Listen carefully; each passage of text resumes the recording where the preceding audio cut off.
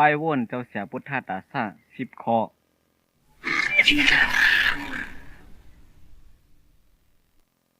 หมายหนึ่งผู้เขียนอันลีโกโดเซเปิลสุดแน่เป็นตัวเฮาในขึ้นยอปัญหาอำนั้นเพ่เขียนอันเฮาไรทบอยู่แน่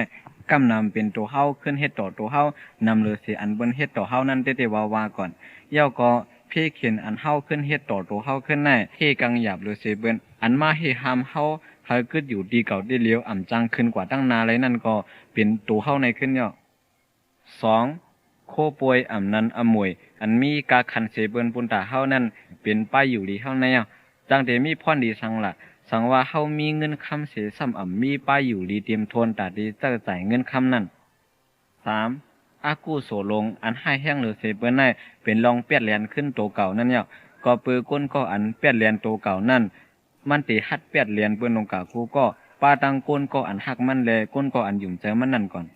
4ลองอันเจ็บเสียบเสเปิ้นได้เป็นลองซีเกเฮตานั่นเนี่ยเฮามีวันกัดเย็นจะไรเพราะเฮายังตึกซีเกเฮตาเปิ้นอยู่มือพ้องเฮาซีเกเฮตาเปิ้นนั่นเฮาซื้อแต่เสียเอ็ด5ลองพิดเปิงลงอันห้าแห้งเหลือเสียเปิ้นสุดแน่เป็นลองย่อมซุ่มต่อตัวเจ้าเก่าย่อก้นก็อันย่อมซุ่มต่อตัวเจ้าเก่าแน่บอกว่าเป็นก้นก็อันจ้อมเจอเจ้าเก่าก้นก็อันจ้อมเจอเจ้าเก่าแน่หน้าการอันมันคาเฮ็ดนั่นที่เย้าไรเสียปอกเมื่อหนังมีความอังกฤษเขาไว้ว่า if you wait until you feel doing it you will never accomplish it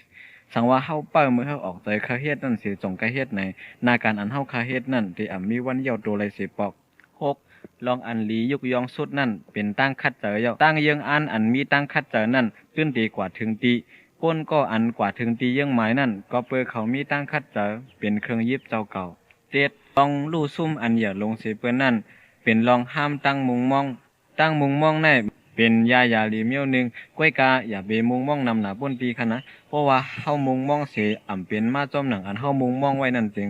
ตั้งมุงมองในเตเย็นเป็นยากล้องบนตาเฮาขึ้นกอบนั้นมุงมองหนังอันกึ่งดีมุงมองนั่นก้วยคะไร8นีลงอันอย่าสุดบนตาเฮาแน่เป็นนีกุนหมุนมือเฮาหักใส่เจ้าเก่าและพูดถึงกาคันเพราะว่าเจ้าเก่าแน่นะเฮาก็ดูดีไว้กาคันและพูดถึงกุนหมุนก้นก็อันปั่นใส่ใจเฮามาแต่ก้นก็อันมีกุนหมุนต่อเฮาเจ้านั่นอยู่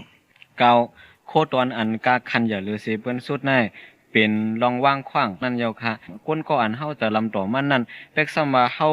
นั่งกินข้าวหมูกันตั้งมันเสียดาก็มันติเชื่อใจเขาหรอกเพราะมันฮู้ว่าเฮาดึกจะลำต่อมันอยู่เมื่อเฮาว่างขว้างปันมันนั่นนะเหมือนกันตั้งเฮาตอนโคตอนอันกาคันอย่าสุดปันมันเยาก็เมื่อเฮาว่างขว้างปันเปื้อนไหนที่เฮ็ดเฮาใจเฮาในกัดเย็นมาป้าและเหมือนกันตั้งเฮาปันโคตอนเจ้าเก่า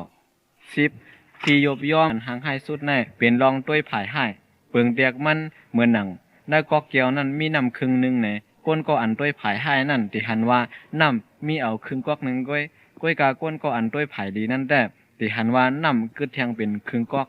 ลองต้วยผายลีในเฮ็ดเฮาใจเฮาดีสุกสักมือพ้องเฮาไรทบปัญหาเจ้านั่นอันนี้เป็นป้ายวนเจ้าเสียพุทธาตาซา10 ข้อค่ะ